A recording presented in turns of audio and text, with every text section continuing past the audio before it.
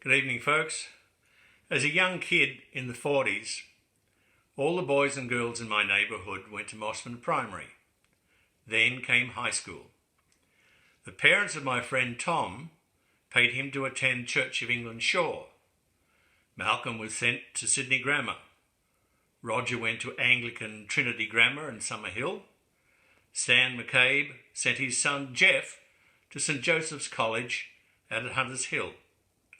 I didn't realise at the time that why I was selected to go to Greenies was not because of some religious affiliation and not because my parents were rich, because they certainly weren't, but because I had been questionably assessed as having a microscopic level of better than average intelligence. Just goes to show how wrong these assessments can be. During the next 5 years, Tom, Malcolm, Roger and Jeff all boast of their school's quality education, their school's Old Boys Union. Not unlike the Masons, each Old Boys Union supposedly had hidden powers, getting a job, getting promotion, accessing somebody in government. Tom went on to become a suburban accountant and later a recluse.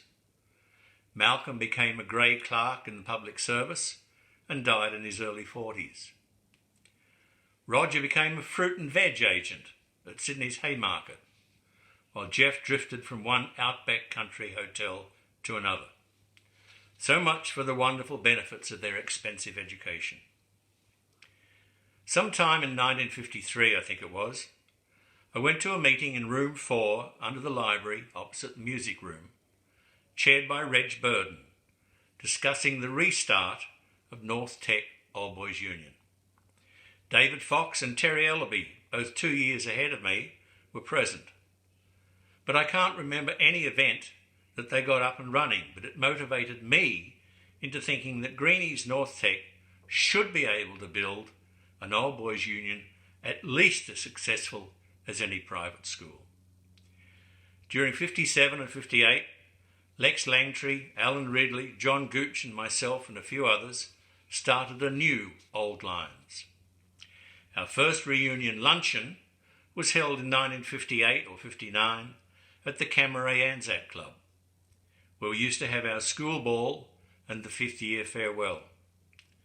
The luncheon, catered for by Rex Larnick-Jones, was not the success we had hoped to be. About 27 attendees, that was all it was.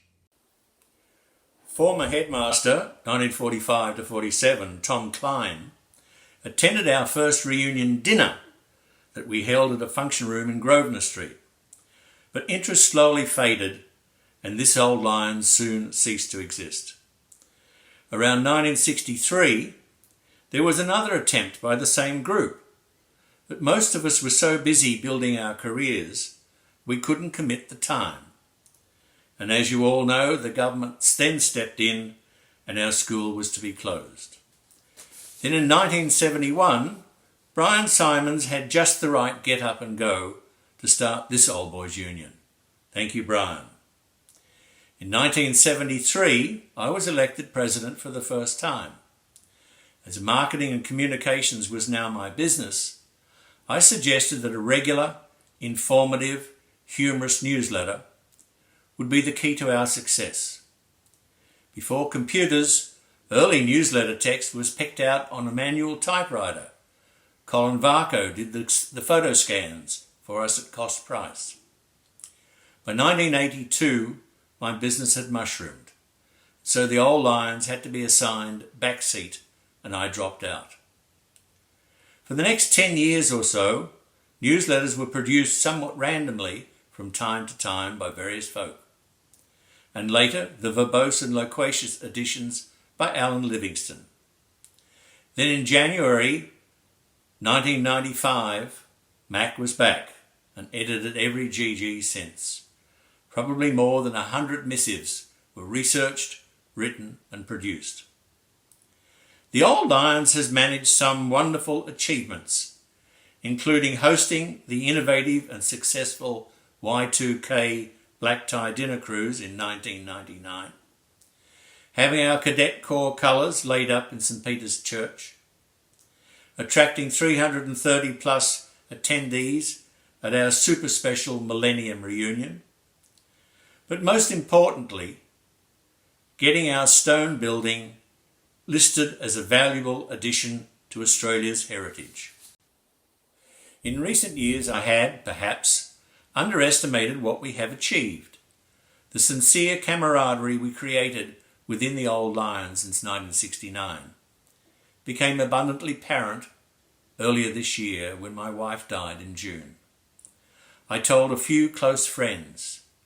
Word soon passed around, and I received warm-hearted, caring emails and sympathy cards from a wide cross-section of Old Lions, way beyond my immediate classmates. To all I give my sincere thanks. But I would like this opportunity to personally thank you. Thank you for being active Old Lions during the last 70 years and more. Thank you for your stories, memories and old photos you contributed to the GG. Thank you for supporting the hard work, the hours, days, months, years invested by successive elected teams in building, maintaining and managing the Old Lions. Without your support, we would have achieved probably nothing. Carpe diem paid off. Thank you. Good night.